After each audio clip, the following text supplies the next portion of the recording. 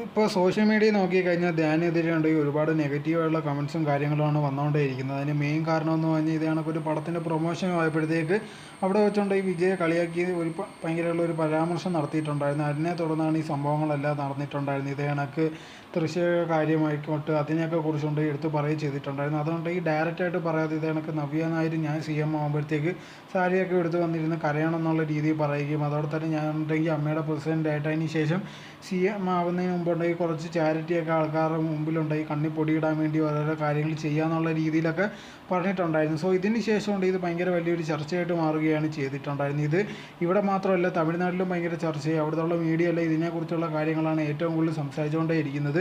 ഇപ്പോൾ പേഴ്സണൽ കാര്യം മാറ്റി വെച്ചപ്പോൾ വിജയുടെ രാഷ്ട്രീയത്തിൻ്റെ കാര്യം പറയുന്നത് ഇത് ഉണ്ടെങ്കിൽ ഒരുപാട് പേര് ഇതിനെക്കുറിച്ച് പ്രത്യേകിച്ചൊന്നും അറിയാത്തതുകൊണ്ടാണ് പെട്ടെന്ന് ഒരു ദിവസം കണ്ണി പൊടി കെട്ടിയിട്ട് ഇത് കണക്ക് വന്നെന്നുള്ള രീതിയിലൊക്കെ സംസാരിക്കുന്നത്. ഒരുപാട് വർഷമായിട്ട് നോക്കിക്കഴിഞ്ഞാൽ വിജയ് ഒരുപാട് ചാരിറ്റി കാര്യങ്ങളൊക്കെ ചെയ്തിട്ടുണ്ട്, ഒരുപാട് പേരെ സഹായിച്ചിട്ടുണ്ട്. അത് അറിഞ്ഞുകൊണ്ട് അറിയാതെ ഒരുപാട് പേരെ സഹായിച്ചിട്ടുണ്ട്.